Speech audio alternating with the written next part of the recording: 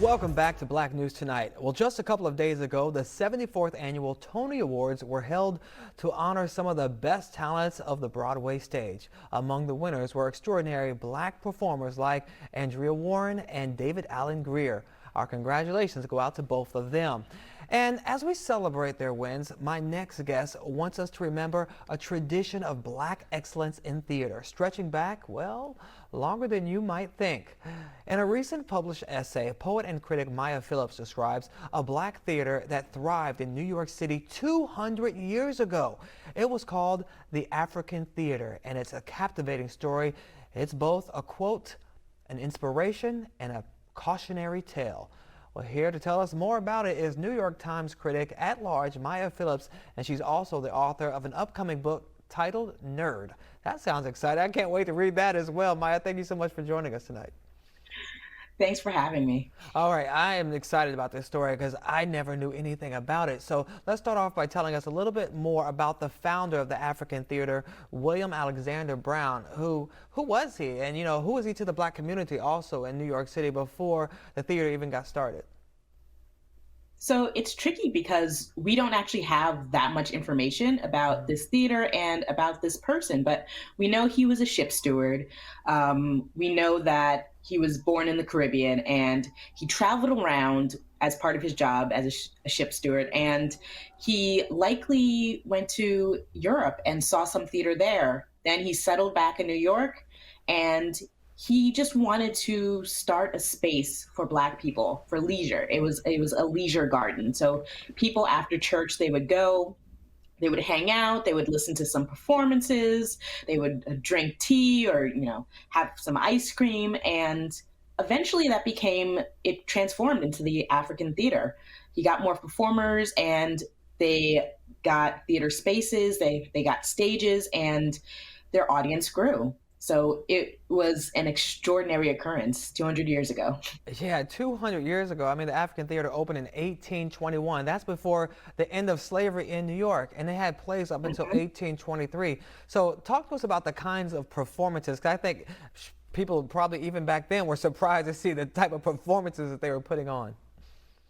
Oh, absolutely. So their first performance was Shakespeare. It was Richard III. And that was a big deal because, the idea that Black people were doing Shakespeare and they weren't doing it exactly by the book, they were doing a condensed version. And, but it was an all Black cast, it was for a Black audience. So it was, again, something that was surprising to see at the time. So they did that. They did a production of Othello. They did a couple of other plays that aren't really known today, but they also did a play by William Alexander Brown himself. And that is kind of the first known play by a Black author. And it Mm. was called the drama of King Shot Away. And it was about an uprising in the Caribbean. So again, you know, it's Black creators, it's Black actors, it's Black audiences. So it's absolutely amazing that it was the space that was for and by Black people. And of course, because the theater was so popular, the white theater started to resent the competition. So I'm sure it created some Yes. kind of backlash for the African theater. What kind of backlash did they have to face as a result? Well, so I mean, there was a couple things. So there was the community, neighbors. When William Alexander Brown started in just his backyard and his house, white neighbors were complaining about the noise to get them shut down. So the police would come and try to get that shut down. There was a rival theater owner who was white, and it was a primarily white theater.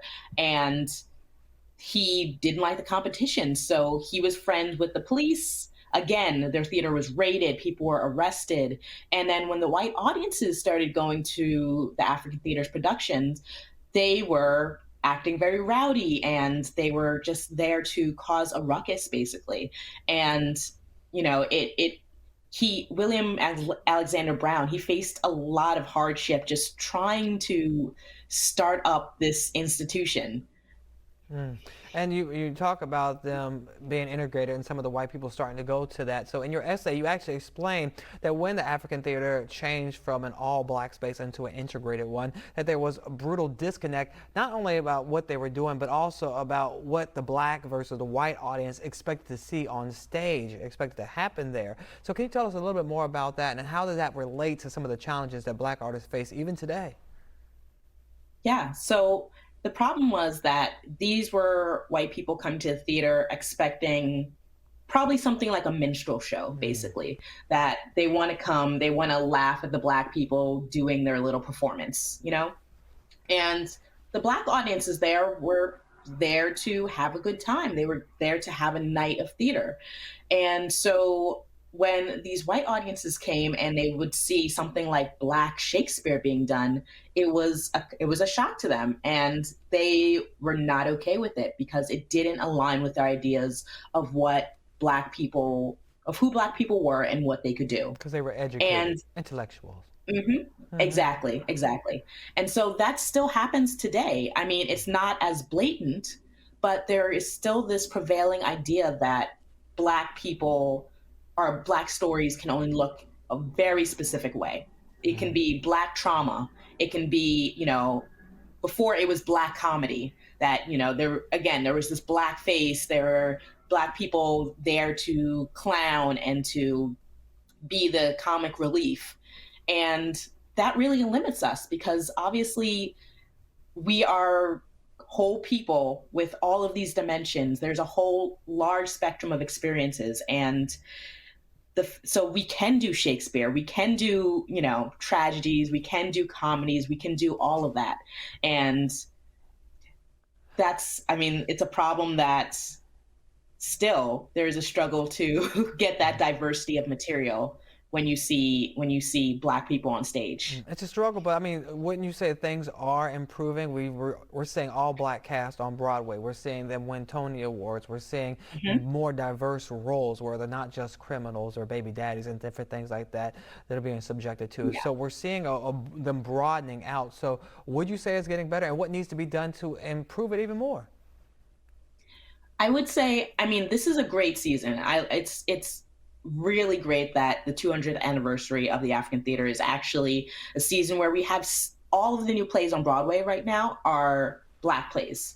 There's seven of them. So that's amazing.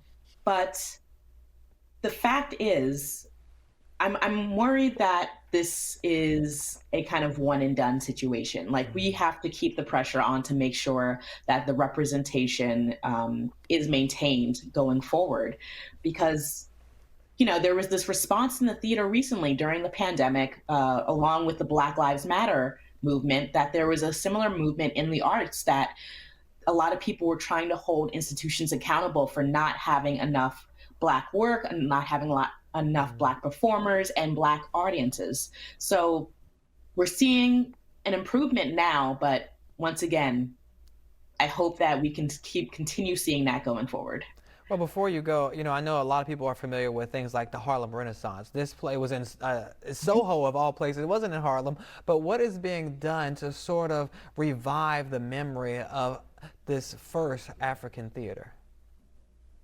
So I mean, there has been. I know there was a celebration. There was a Black Theater celebration that happened to commemorate it this week or perhaps last week. Mm. But and there have been books written about it, especially in the last several years. I spoke to some of those scholars in my piece, but unfortunately, it's still a history that isn't talked about much because when people think of Black theater, they think of, in its heyday, they think of the Harlem Renaissance and they think of, the 50s and 60s where we get that kind of protest art, which were great moments, but they wouldn't have occurred without, I think, William Alexander Brown doing what he did. And I think now that we're seeing people re-examining the canon and things like an Alice Childress play. She's a big black playwright from back in the day. She doesn't really get produced much. Like that's coming to Broadway too. I think that now in theater classes and theater studies, there is a movement to reclaim the histories of not only Black artists, but other artists of color that have been forgotten. So I'm encouraged that this story will kind of, proliferate more, and that we'll see more of a deeper dive into Black history as it pertains to the theater. And I was hoping I did my part with that by Yes, you did. writing. You did your part. I'm glad you're educating people and telling them about this rich history. So thank you so much for joining us, Maya.